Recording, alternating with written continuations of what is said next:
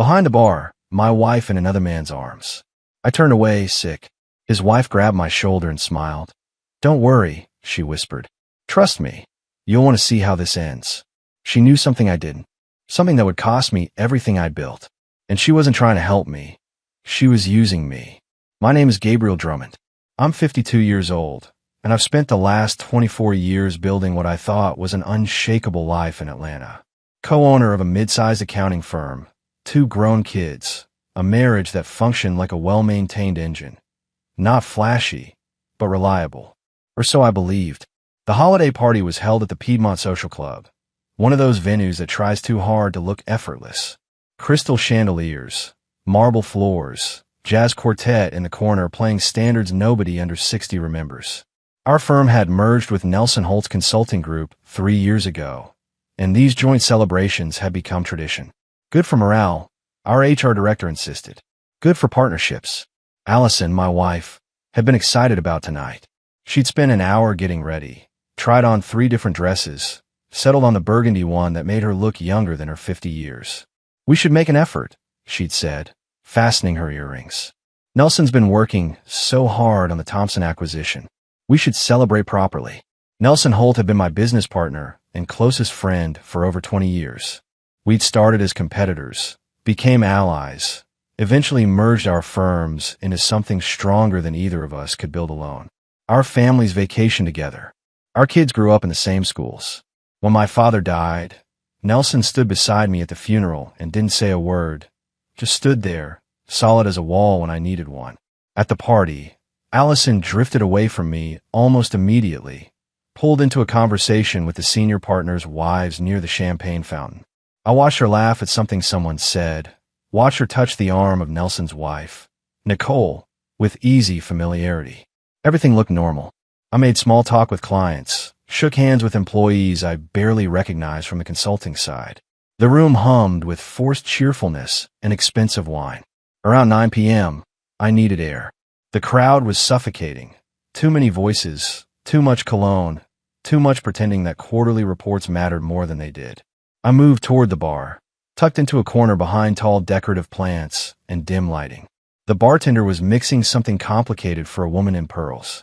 I waited, loosening my tie, when I saw them.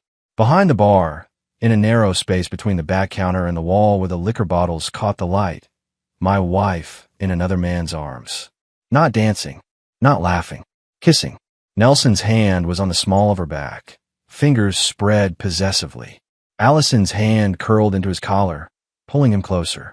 The kiss wasn't hesitant or guilty. It was practiced, comfortable, the kind of intimacy that doesn't ask permission because it doesn't need to. My stomach turned. I stepped back, turning away, suddenly sick. The room tilted. My hands went cold. That's when I felt it. A hand on my shoulder, firm but not aggressive. I turned. Nicole Holt stood beside me, Nelson's wife, her expression calm, almost serene. She wasn't looking at the bar. She was looking at me. Her lips curved into a small smile. She leaned closer, her voice barely above a whisper. "Don't worry," she said quietly. "Trust me. You'll want to see how this ends." Her eyes held something I couldn't name. Not anger. Not sadness. Certainty. She knew something I didn't. I didn't sleep that night. Allison came home around midnight, smelling of wine and perfume that wasn't hers. She kissed my cheek, brief, mechanical, and went upstairs to shower. I stayed on the couch, staring at the Christmas tree we'd decorated together 2 weeks ago, wondering how long the lights had been blinking over a lie. The text came at 7:14 a.m. Unknown number. Corner bakery on Peachtree. 9 a.m. Come alone. Nicole. I stared at the message until the screen went dark. Part of me wanted to ignore it, to pretend the previous night had been a misunderstanding, some trick of lighting and champagne. But Nicole's face kept returning to me, that calm smile, those knowing eyes. The bakery was half empty when I arrived. Nicole sat in the back corner booth, 2 coffees already on the table.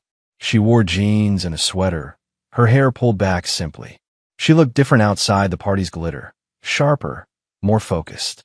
"Thank you for coming," she said as I slid into the seat across from her. "Did I have a choice?" I asked. "Everyone has a choice, Gabriel," Nicole replied evenly. "You could have gone to work, pretended last night didn't happen. Continued living in whatever story you've been telling yourself.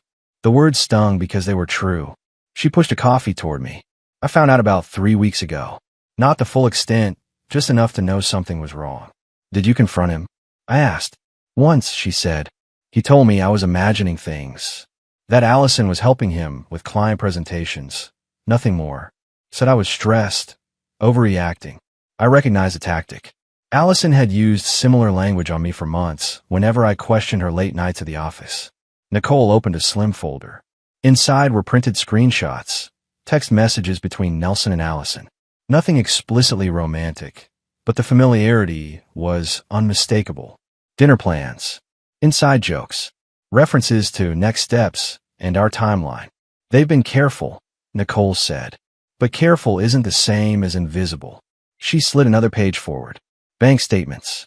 Small transfers from our joint business account to a separate LLC I didn't recognize.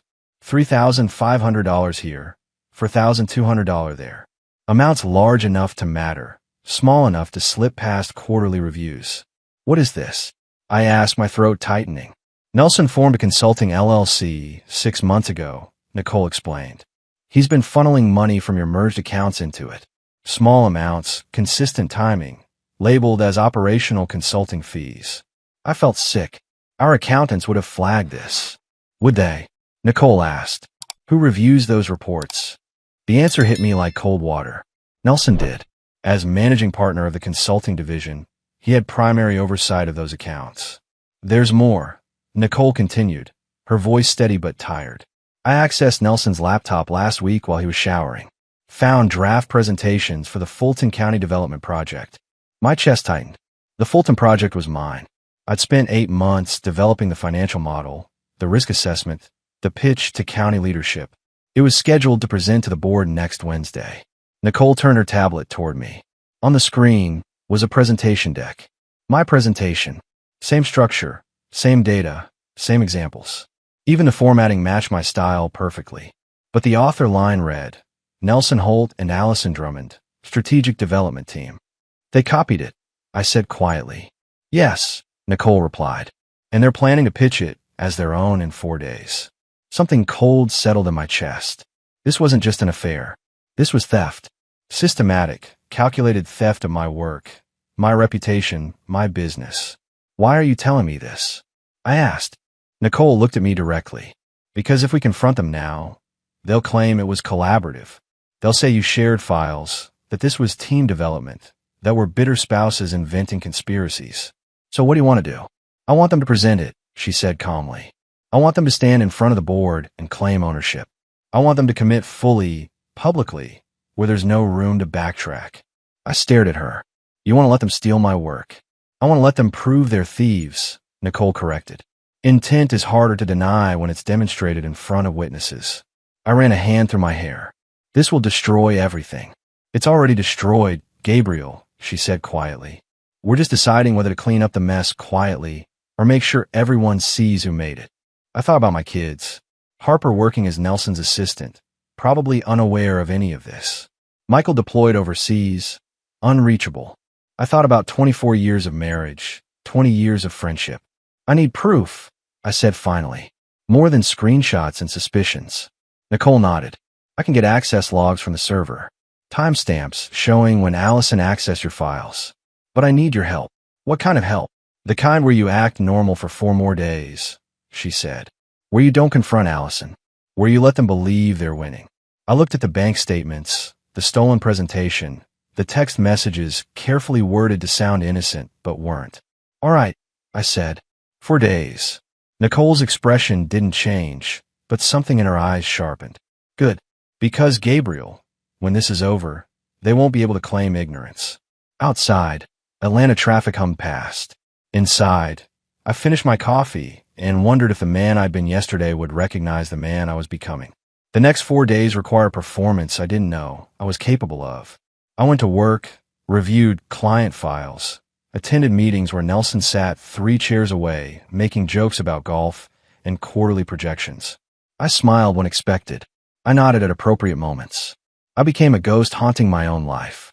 Harper called on Tuesday evening. My daughter's voice carried the bright urgency of someone who believed they had good news. "Dad, I need to talk to you about something," she said. "What's going on?" I asked, settling into my home office chair. "It's about Nelson," Harper began. "Some people at the firm have been saying things. Rumors about the Fulton County presentation, about Mom helping with strategy. I just want you to know that Nelson's been nothing but professional with me." My chest tightened. "Harper, what exactly have you heard?" "That you're upset about the project presentation," she said carefully. "That maybe you feel left out of the development process." "Dad, Nelson's my boss. He's been mentoring me for 2 years. Whatever's happening between you guys, I can't get in the middle of it." The implication landed like a punch. My own daughter, positioning herself on the fence, already choosing career over truth. "I understand," I said quietly. "Do you?" Harper's voice sharpened. "Because Nelson said you've been acting strange lately. Distant. He's worried about you." I almost laughed. Nelson was worried about me. "Harper, I need you to listen carefully," I said, choosing my words with surgical precision. "In a few days, some things are going to come to light. When they do, I need you to remember that I never asked you to choose sides. But I also need you to be prepared for what you might learn." Silence on the line. Then, quietly, "Dad, you're scaring me." "I'm just asking you to keep an open mind," I replied. "Can you do that?" "I guess," she said, uncertainty creeping into her voice. After we hung up, I sat in the dark office, wondering how long she'd been defending Nelson without realizing what she was defending. Wednesday brought a different blow. My younger brother, Pete, called just after lunch. "Gabe, I heard about the separation," he said without preamble. "What separation?" I asked, genuinely confused. "Come on, don't play games. Mom told me you and Allison are having problems." "Look, I know this is bad timing, but I'm in a bind. The restaurant needs a capital infusion, $50,000 to cover back rent and supplier debts. Since you're liquidating assets anyway for the divorce." "Pete, stop," I interrupted. "I'm not getting divorced. Not yet. And even if I were, where would you get the idea I have $50,000 lying around?" "Mom said you were sitting on the business accounts," Pete said, irritation edging his tone. "Said you and Nelson were flush from the merger." I closed my eyes. Allison had been talking to my mother, setting narratives, preparing the ground. "I can't help you right now," I said. "Can't or won't." Pete shot back. "You know what, forget it. I should have known better than to ask. You always were tight with money." He hung up before I could respond. That evening, I found the letter. It was tucked into my briefing case, folded precisely, Allison's handwriting on the outside, "For when you're ready to talk." Inside, her words were careful, measured. "Gabriel, I know you've been struggling. The distance between us hasn't been easy for either of us. I think we should consider couples counseling before things get worse. I've been feeling invisible for so long, and I don't want to lose what we built. Please think about it." I read it twice, searching for sincerity, finding only strategy. She knew something was coming. She was building her defense. Thursday morning, I met Nicole briefly in a parking garage downtown. She handed me a USB drive. "Server access logs," she said. "Time-stamped entries showing Allison accessed your project files on October 3rd, October 17th, and November 2nd. All outside business hours. All from Nelson's office computer." "How did you get this?" I asked. "Doesn't matter," Nicole replied. "What matters is that it's documented. IT keeps records of everything. This is admissible." I pocketed the drive. "The presentation is tomorrow." "I know," she said. "Are you ready?" I thought about Harper's defensive tone, about Pete's accusation, about Allison's letter carefully crafted to paint me as the unstable one. "No," I admitted, "but I'm doing it anyway." Nicole almost smiled. "That's the only kind of ready that counts." Friday morning started with physical pain. I've been ignoring the symptoms for weeks: difficulty urinating, dull ache in my lower back, fatigue that sleep didn't fix. I told myself it was stress, the body keeping score of betrayals the mind couldn't process yet. Dr. Raymond's office called at 8:15 a.m., just as I was reviewing notes for the Fulton presentation that would happen without me in the room. "Mr. Drummond, we need you to come in today," the nurse said, her voice professionally neutral. "Dr. Raymond wants to discuss your lab results." "I have an important meeting," I started. "Today, Mr. Drummond," she repeated firmly. "We had a cancellation at 10 a.m. Can you make that work? Something in her tone made my hands go cold. I'll be there. Dr. Raymond didn't waste time with pleasantries. He pulled up imaging on his computer screen, pointing to areas I didn't understand but recognized as problematic by the way his jaw tightened. Your PSA levels are elevated, he said, significantly. Combined with the symptoms you described and the imaging results, I'm recommending an immediate biopsy. But I need to be frank with you, Gabriel. This looks like early-stage prostate cancer. The words arrived from a distance, like hearing them through water. Early stage. I repeated, caught soon enough that treatment options are good. Dr. Raymond continued. Surgery, radiation, hormone therapy.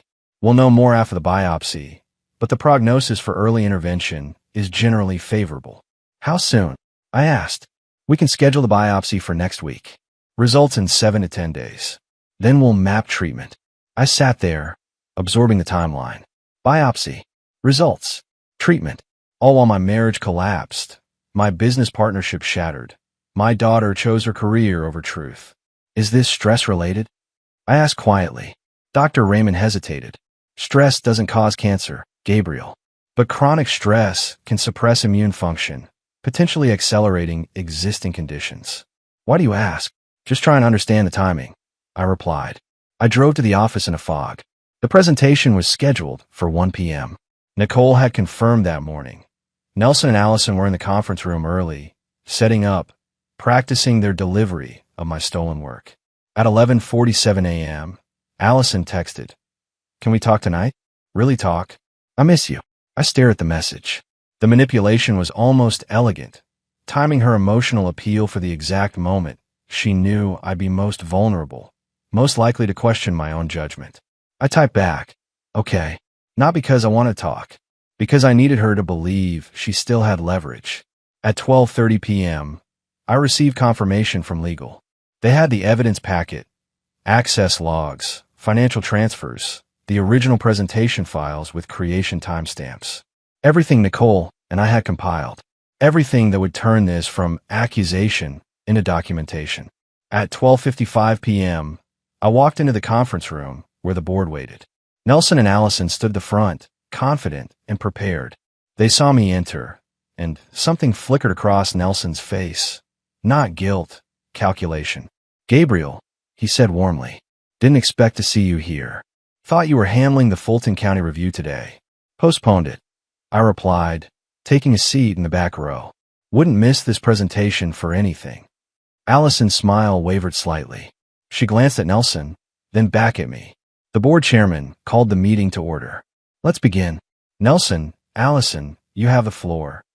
As they launched into the introduction, my words, I felt something settle in my chest. Not anger anymore. Certainty.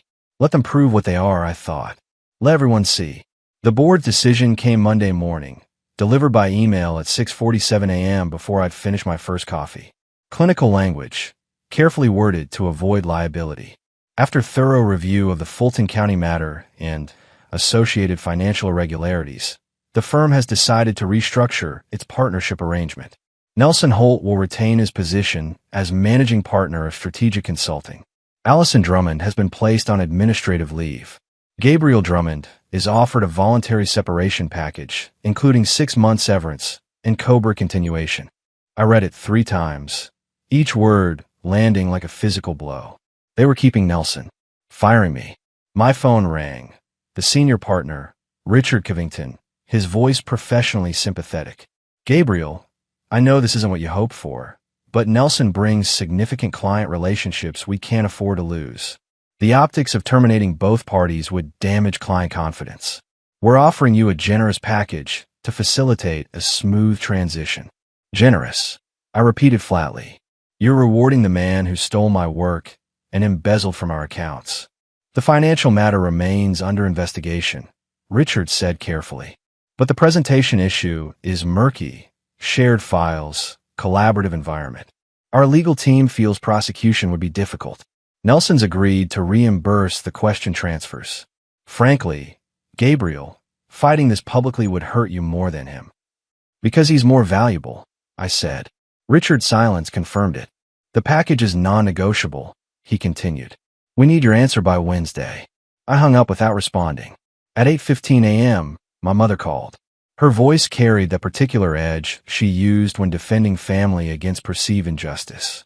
"Gabriel, I just spoke with Allison," she said. "She's devastated. She said you've been trying to force her out of the firm because you're jealous of her success with Nelson." I closed my eyes. "Mom, that's not what happened.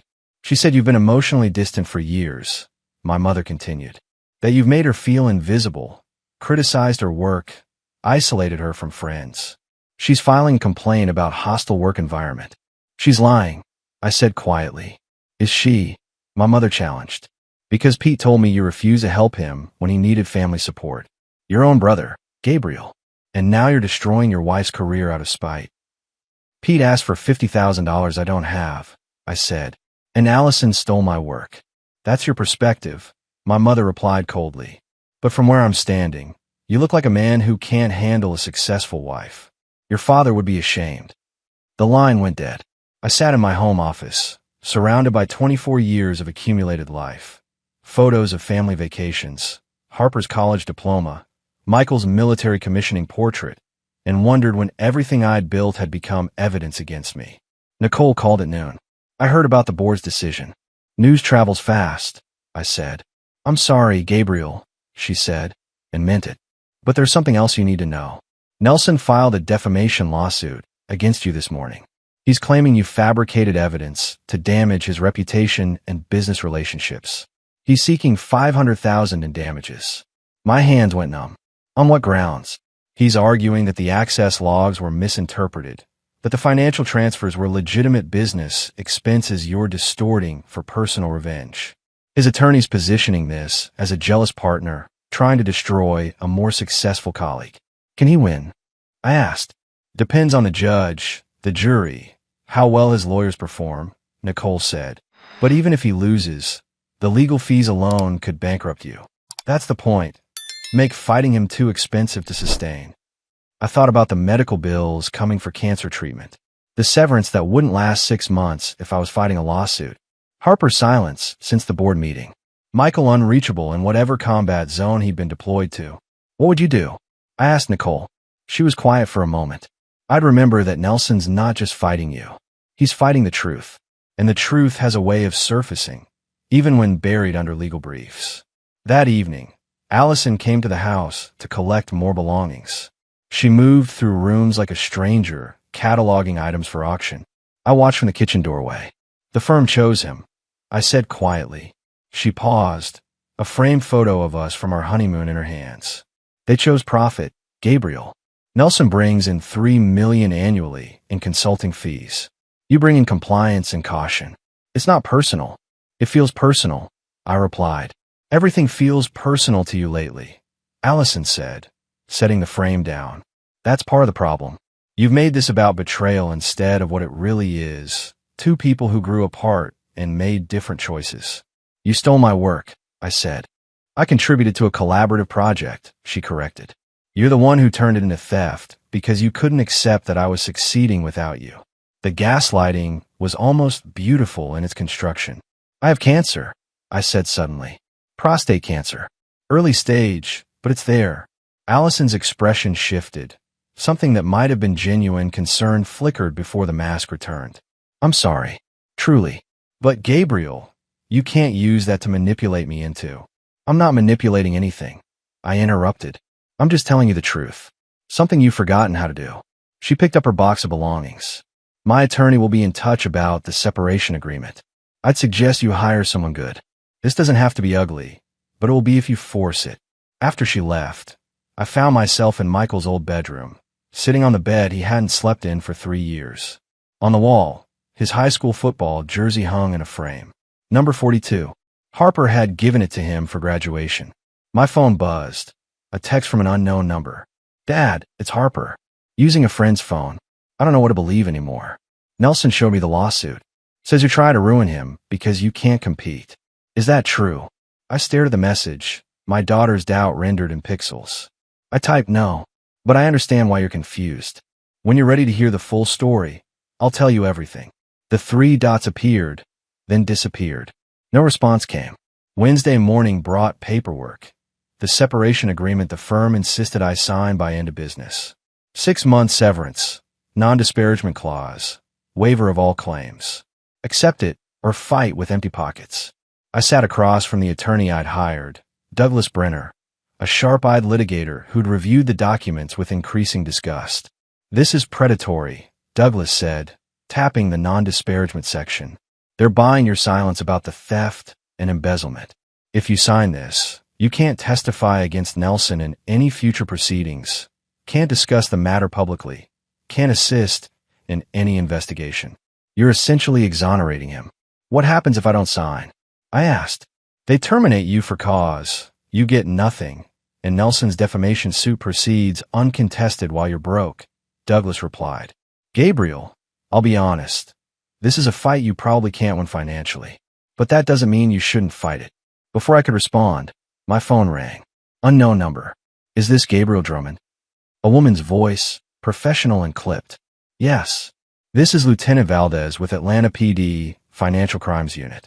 We've received a complaint from Nelson Holt regarding harassment and potential fraud.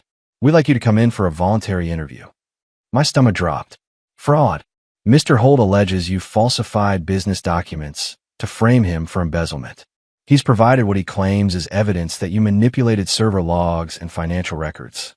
We need to hear your side. I looked at Douglas, who was already shaking his head sharply. I'd like to consult with my attorney before scheduling anything, I said carefully. Of course, Lieutenant Valdez replied. But Mr. Drummond, cooperation now would be viewed favorably. Delay makes things look worse. After I hung up, Douglas leaned back in his chair. He's escalating. Criminal allegations change everything. If they charge you, even if it's dismissed later, the damage to your reputation is permanent. Can they make charges stick? I asked. Depends on what evidence Nelson manufactured, Douglas said. But fighting criminal charges while battling a civil lawsuit, while going through divorce, while dealing with cancer? Gabriel, most men would break under half that pressure. I'm not most men, I said quietly. Douglas studied me. No, I'm starting to see that. But you need to understand what you're walking into. Nelson has resources, firm support, and apparently no conscience. This will get uglier before it resolves. My phone buzzed again, this time a text from Allison. I heard about the police. This has gone too far. Drop the accusations against Nelson, and I'll convince him to drop the lawsuit. We can end this quietly. For the kid's sake. I showed Douglas the message. That's witness intimidation, he said. Save that. That afternoon, I met Nicole in a park near downtown, away from offices and cameras. She sat on a bench feeding pigeons, looking more tired than I'd ever seen her. Nelson's playing hardball, she said without preamble. I noticed, I replied, sitting beside her. There's something I need to tell you, Nicole continued, her voice careful. Something I should have mentioned earlier, but didn't because I thought I could handle it separately. My chest tightened. What? Nelson and I have been legally separated for 8 months, she said quietly. We filed quietly, kept it out of public record, continued appearing together at firm functions to avoid disrupting business relationships. I stared at her. 8 months. I found out about the affair with Allison a year ago, Nicole explained. Confronted him. He promised to end it. I believed him until I realized the financial irregularities weren't stopping. That's when I understood this wasn't just about the affair. Why didn't you tell me? I asked. Because I needed your reaction to be genuine, she said, meeting my eyes. At the party, when you saw them, I needed you authentically shocked, genuinely hurt. If you'd known I was already planning my exit, it would have looked coordinated. The betrayal was different, but still sharp. You used me. I gave you evidence, Nicole corrected. Evidence you needed to protect yourself. Would you have preferred ignorance? I couldn't answer that honestly. There's more, Nicole continued. My divorce attorney found something during asset discovery. Nelson's been moving money offshore for months. Not the small amounts from your firm, substantial sums. Over $700,000 transferred to accounts in the Cayman Islands. That's why you pushed for the presentation, I said slowly. You needed him to commit professional fraud publicly, so your divorce case would have leverage. I needed him to prove he's exactly what I know him to be, Nicole replied. A man who destroys anything that threatens his image of himself. Your stolen work was just convenient timing. I should have been angry. Instead, I felt something colder, understanding. So what now? I asked. Now we both fight our separate battles, Nicole said. My divorce. Your lawsuit. Your criminal investigation. But Gabriel, you need to know, I have evidence about the offshore accounts. Evidence I'm willing to share with investigators if it becomes necessary. That would expose your divorce strategy, I said. Some things matter more than strategy, she replied. Nelson's planning to destroy you financially and legally to prevent you from testifying in my divorce case. If he succeeds, he keeps the offshore money and walks away clean. I can't let that happen. She handed me a USB drive, copies of the offshore transfers, banking records, dates that correspond with the embezzlement from your firm. Use it if you need to. But Gabriel, once you do, there's no going back. This becomes a war neither of you will walk away from unchanged. I pocketed the drive. I'm already changed. Nicole stood, adjusting her coat against the autumn wind. Yes, but the question is whether you'll let what he did make you smaller or force you to become something harder. She walked away, leaving me on the bench with a USB drive that could either save me or guarantee mutually assured destruction. My phone rang, Dr. Raymond's office, scheduling the prostate biopsy for Friday morning. I answered, confirmed the appointment, and wondered if my body was keeping score of damage my mind couldn't quantify yet. The prostate biopsy Friday morning was clinical and humiliating, exactly what I needed to remind me that control was an illusion. Dr. Raymond promised results in 10 days. 10 more days of not knowing whether the cells multiplying inside me were hostile or harmless. I drove straight from the medical center to Douglas's office. My attorney had news, and his tone on the phone suggested it wasn't good. Nelson's legal team filed for expedited discovery, Douglas said, spreading documents across his desk. They want access to all your communications with Nicole, your financial records, medical files, everything. They're arguing your cancer diagnosis proves you're unstable, making irrational decisions due to health stress. They're using my cancer against me, I said flatly. They're building a narrative, Douglas corrected. Sick man, betrayed by successful wife, lashes out at former friend who's thriving. It plays well to juries who want simple stories. I stared at the ceiling. What do we have? Douglas pulled out the USB drive Nicole had given me, the offshore account records. This changes everything. $700,000 in transfers to Cayman accounts, all dated within the embezzlement timeline. If we introduce this, Nelson's not just a cheating partner, he's a felon. What's the downside? I asked. It exposes Nicole's divorce strategy, Douglas said. Proves she was gathering evidence while still married, possibly illegally accessing Nelson's financial records. His lawyers will argue she manipulated you into being her weapon against him. Isn't that exactly what she did? I asked. Douglas leaned back. Legally, yes. Morally, that's above my pay grade. But Gabriel, if we use this, there's no middle ground left. This becomes total war.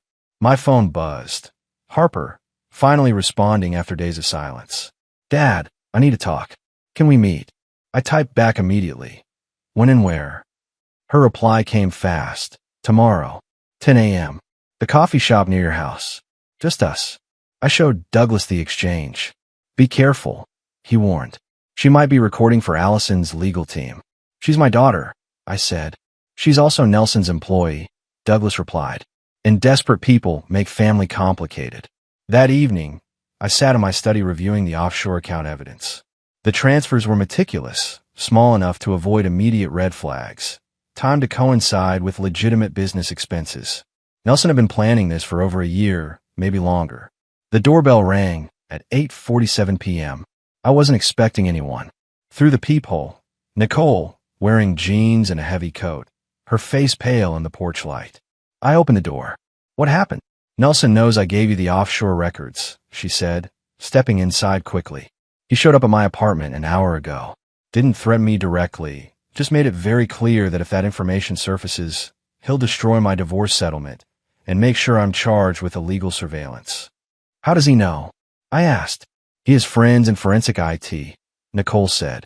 They traced the file transfers from my laptop. I was careful, but not careful enough. She pulled an envelope from her coat. These are the originals, bank statements, transfer confirmations, all of it. I'm giving them to you because if I hold them, Nelson will get a court order to confiscate them as stolen marital property. You're making me the target, I said. I'm giving you ammunition, Nicole corrected. Gabriel, he's going to come after both of us anyway. At least this way, you can fight back. I took the envelope. Inside were documents that could send Nelson to federal prison or make me look like a co-conspirator in a legal evidence gathering. There's one more thing, Nicole said quietly. Nelson's attorney contacted Harper this afternoon, offered her a promotion to junior partner if she testifies that you've been mentally unstable for months, that you've made paranoid accusations about colleagues, that the cancer diagnosis has affected your judgment. My stomach dropped. Will she do it? I don't know, Nicole admitted. But they're pressuring her. And Gabriel, she's 25, ambitious, scared. They're offering her everything she thinks she wants. After Nicole left, I sat with the envelope unopened, thinking about Harper's text. Tomorrow, 10 a.m. Just us. Was she coming to warn me or to gather evidence? I opened the envelope and began reading. By midnight, I understood the full scope of Nelson's theft. Not just from our firm, but from 3 other clients, routing money through shell companies, creating a financial architecture designed to hide wealth while appearing legitimate. This wasn't opportunistic fraud. This was sophisticated, long-term criminal enterprise. And tomorrow, I find out if my daughter would help expose it or help bury me. Harper arrived exactly on time, dressed professionally, her expression guarded. We ordered coffee in silence, then found a corner table away from other patrons. She didn't look at me directly, bad sign. Thanks for meeting me, I said carefully. I almost didn't come, Harper admitted. Nelson's attorney said you might try to manipulate me, use emotional appeals to turn me against people who've helped my career. Is that what you think I'd do? I asked. She finally met my eyes. I don't know what to think anymore, Dad. 2 weeks ago, I had a normal life. Now my parents are getting divorced. My boss is suing you, and everyone at work looks at me like I'm contaminated. Harper, I need to tell you something, and I need you to just listen, I said. Not as Nelson's employee, as my daughter. Her jaw tightened, but she nodded. I explained it all. The stolen presentation, the embezzlement, the offshore accounts, the affair. I didn't editorialize, didn't dramatize, just facts, dates, documentation. When I finished, Harper was pale. You're saying Mom and Nelson have been planning this for over a year. At least, I confirmed. And you have proof? She asked. I slid a folder across the table. Copies of the access logs, the financial transfers, the offshore banking records. All documented, time-stamped, verifiable. Harper opened the folder, her hands shaking slightly as she read. Minutes passed. Her coffee went cold. They offered me junior partner, she said finally, voice hollow. Yesterday, Nelson said it was based on merit, on my work with the Reynolds account. But now you understand it was payment for testimony. I finished. She closed the folder. What do you want from me? Nothing, I said. I won't ask you to testify. Won't ask you to choose sides publicly.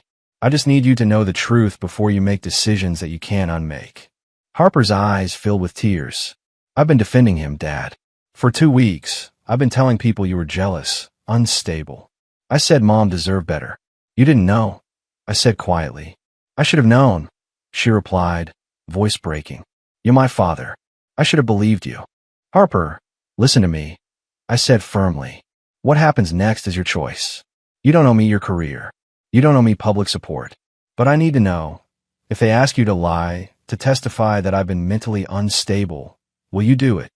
She wiped her eyes. No, I won't lie for them. That's all I needed to hear, I said. But Dad, I can't quit, Harper said. I have student loans, rent, health insurance through the firm. If I walk away now. I'm not asking you to walk away, I interrupted. I'm asking you to refuse to participate in destroying me. There's a difference. Harper nodded slowly. They're going to fire me anyway once they realize I won't cooperate. Probably, I agreed. But you'll still have your integrity. She almost smiled. That and $4 buys coffee. We sat quietly for a moment. Then Harper reached across the table and squeezed my hand, brief but real. I'm sorry I doubted you, she said. You're young, I replied. You're supposed to question things. Not my father's basic honesty, she said. That was just cowardice disguised as professionalism. After Harper left, I sat alone, finishing cold coffee, feeling something I hadn't felt in weeks. Hope. Not that everything would work out, but that at least one person I loved saw me clearly. My phone buzzed. Douglas, my attorney. The firm accepted your refusal of the severance package. They're terminating you for cause effective immediately. No severance, no COBRA, no references. And Nelson's criminal complaint has been forwarded to the DA's office for review. Understood, I said. Gabriel, you're in serious trouble, Douglas said. Medical bills piling up, no income, facing criminal investigation and civil lawsuit. Most men would fold. I'm not folding, I said. Then get ready, Douglas replied, because they're coming at you with everything. I hung up and walked out into Atlanta autumn air, unemployed, possibly dying, definitely broke, and somehow more certain than I'd been in years. They wanted me to disappear quietly. Instead, I was going to make noise. The biopsy results came back on a Tuesday morning. Early-stage prostate cancer, treatable, manageable. Dr. Raymond recommended surgery within 6 weeks. I scheduled it for the day after Nelson's trial was set to begin. Douglas called that same afternoon with news that changed everything. The DA's office reviewed Nelson's criminal complaint against you, he said. They're not filing charges. The forensic analysis of the server logs confirmed your evidence is legitimate. But Gabriel, there's more. What? I asked.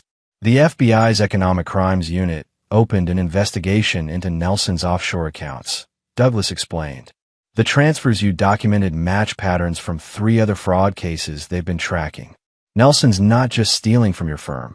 He's part of a larger scheme. I sat down slowly. How long? They've been watching him for 8 months, Douglas said. Your evidence accelerated their timeline. They're moving to seize assets and file federal charges within 2 weeks. That evening, Allison showed up at the house unannounced. She looked smaller somehow, worn down by something I couldn't name. The FBI contacted me, she said quietly, about Nelson's financial activities. They wanted to testify. Will you? I asked. I don't know what I know anymore, Allison admitted. I thought we were building something together. Now I'm realizing I was just useful. I almost felt sorry for her. Almost. There's something else, she continued. I found letters. In Nelson's office, hidden in old client files. Letters from years ago, planning this, planning the merger, the positioning, even the affair.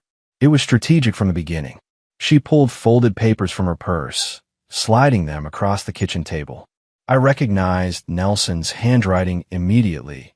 Detailed notes about exploiting our firm's accounting gaps, about cultivating relationships with partners' wives for leverage, about building exit strategies that left others holding liability. Why are you showing me this? I asked. Because I was wrong, Allison said, her voice breaking.